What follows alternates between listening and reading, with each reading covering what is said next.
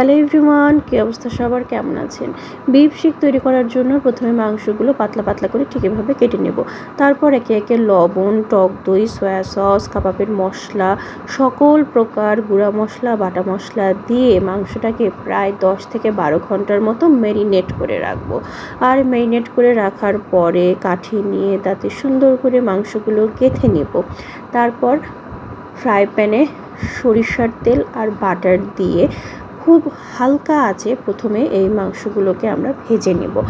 এরপরে যেটা করব সেটা হচ্ছে একটা সুন্দর সালাদ আমরা বানিয়ে নেব। আমি বানিয়েছিলাম শসা, পেঁয়াজ, মরিচ, একটু টমেটো সস আর টক দই দিয়ে সালাদটা। আর প্রথমে সালাদ দিয়ে আমি যখন কাবাবটা খাচ্ছিলাম মনে হলো এই দিয়ে আমার আর পেট ভরবে না, তাই যেটা করলাম সেটা হচ্ছে ইস্ট, তেল, একটু লবণ আর চিনি দিয়ে ময়দা মাখিয়ে রাখলাম। তারপর সেটা সুন্দর মতো ফুলে উঠলে রুটি বেলে নিলাম। আর এরপর সেই রুটির ওপরে একে একে আপনার এই সালাডটা আর মাংসের কাবাবটা দিয়ে সুন্দর করে 2টা প্যাচ দিয়ে দিলাম। হয়ে গেল আমার বিফ শর্মা। আর এভাবেই আপনারা কিন্তু বাড়িতে চাইলে বানাতে পারেন বিফ শর্মা।